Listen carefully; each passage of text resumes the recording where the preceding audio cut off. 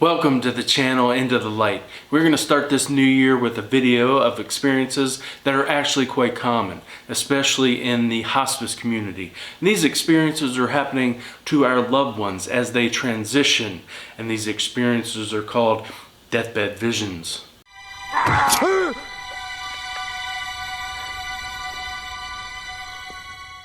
These visions are very similar to the scene from The Last Samurai, where Katsumoto is gazing into perfection.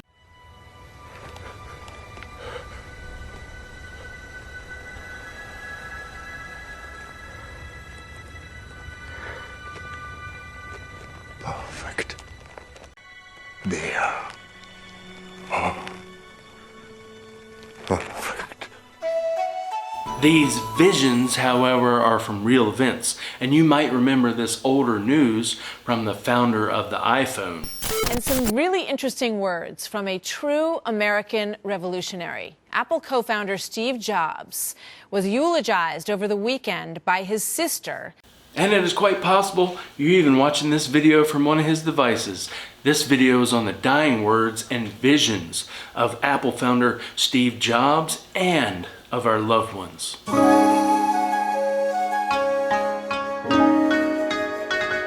He was transitioning from this life. His biophotonic essence of light was in the process of decoupling from his body, about to emerge into another realm, another frequency of existence. And during this transition, he looked beyond his family and said these words. Okay, what were the words that Steve Jobs says? Well, I have that right here in the eulogy from his sister. And let's give you a few highlights first. And it says, love was his supreme virtue. Love was his God of gods. They say, his sister said that he loved his family so much and that he was very into love.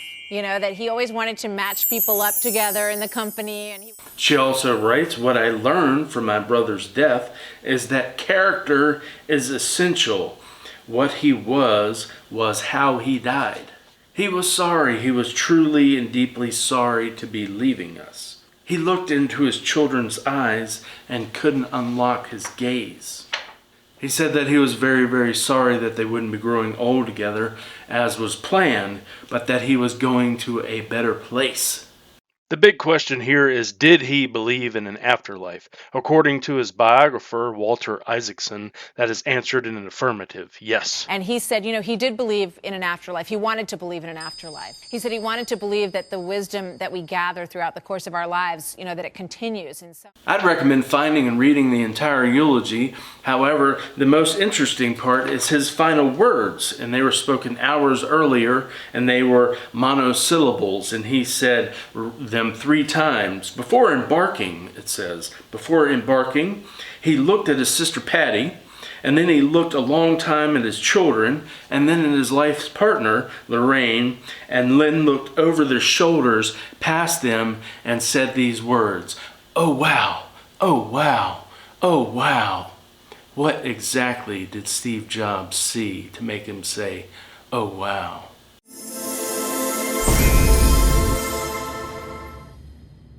Well, what exactly did Steve Jobs see? We'll never know until it is our time to transition. However, we can get clues from doctors who are not afraid to research and investigate this topic. Like Dr. Raymond Moody here, he writes in Glimpses of Eternity that this is basically an off-limits topic. He says it is almost treated as a violation of our oath as physicians to talk about anything that could be considered spiritual in nature. So we need people that are willing to explore this with an open and curious mind.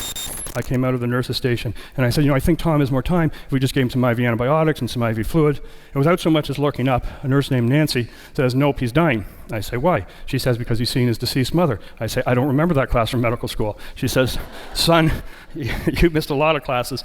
Anyways. Another doctor who isn't afraid to investigate this subject and quantify it is in the hospice community, and that is Dr. Christopher Kerr, and he explains it in this popular TED Talk. I saw dying patients reaching and calling out to mothers and to fathers and to children, many of whom hadn't been seen for many years. But what was remarkable was so many of them looked at peace. There is a cumulative case to be made by examining these pieces of evidence, and the deathbed vision, the end-of-life dreams and vision experiences that our loved ones are having is just one small piece of the cumulative puzzle that is gathering and developing to where researchers are now stating with confidence that there is indeed an afterlife. Is it a rational thing to expect and anticipate that when we die, that there is a further extension? And I say absolutely it is. Yeah, there is an afterlife, folks, and I am a skeptic in the real sense. Is it possible that our consciousness or our mind survives bodily death? There's a wide range of human experiences that suggest this is exactly the case. I just have to say I give up. There is an afterlife, and it's still shocking to me. The evidence is already out there, available to anyone who wants to read it. The question is already settled, that yes, there's an afterlife, no question about it. What happens to people's consciousness as they've traversed into that period of death? And I want to emphasize, these are not anecdotes. We have millions and millions of people around the world. Not only were they not dead, as in they were not annihilated, their consciousness, their selfhood continues. Since your consciousness is not annihilated when you go through death. It's absolutely clear now. The fact that he looks beyond his family members at something at that moment, and we'll never know what it was, and looks perhaps into the beyond and says, and is wowed by that. Unfortunately, we have to be real with you here today and acknowledge that these so-called skeptics today that are basically closed-minded deniers that won't even examine the evidence, well, what do we have to do to overcome this? Well, there is another source of intelligence out there, and I posed a line of questioning to these multiple sources of intelligence, and they acknowledged with unbiased and without having a presupposed denialism about this, that the evidence for the afterlife is strikingly high. Gemini AI understands this profound tension in the sociology of science, and they say, quote, the dogmatic skeptics often have their identities and careers built in the materialist framework. For them, looking at the data is not just a scientific challenge, but an existential threat.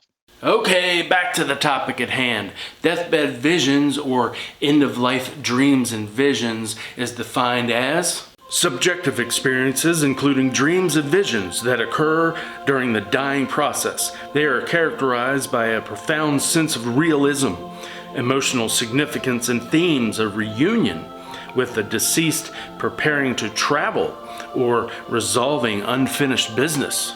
Hospice nurses often report that in the final minutes, as with Steve Jobs, patients appear to be looking through the people in the room at something just beyond them. Clinicians call this the transition, where the patients seem to be existing in two worlds at once. Even though the definition here says that these experiences are subjective, what makes them very interesting is there are occasions where these experiencers, these transitioners, can bring back objective information and data that can be later corroborated and verified, information that they shouldn't have been able to obtain normally. There are also cases where experiencers are seeing their deceased relatives that they didn't even know had died yet. Eddie was a 9-year-old boy who was hospitalized in a coma from meningitis. His family were gathered around him by the bedside all night long, and finally about 3 a.m. he opened his eyes and excitedly told his parents that he had just been to heaven, and he'd seen his dead grandfather and Auntie Rosa and Uncle Lorenzo. And then he said, and I also saw my sister Teresa, who told me I had to come back. Now, Teresa was his older sister who was in college in Vermont. They immediately called the college, and they found that Teresa had in fact been killed in a car accident just after midnight.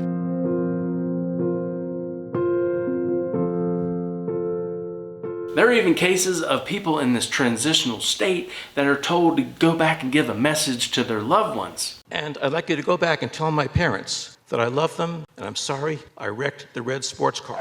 So you can see there's a lot we can learn from these transitional states that our loved ones are experiencing, like that of Steve Jobs, this embarkment of where he thought to be going to a better place, a place that made him say, oh wow, oh wow, oh wow. There's much we can learn from these. All right, I hope you got a lot out of this. The next one I'm going to share with you is a personal story that happened within our own family. And you can probably find these transitional states and these visions within your family. And as one that made our grandmother say, it is beautiful up here. But before we depart, I want to revisit one last thing from Steve Jobs' eulogy, and is where his sister said, love was his supreme virtue. Love was his God. God is love. Do you love? Let us love one another, because love comes from God. Everyone who loves has been born of God and knows God. 1 John 4:7.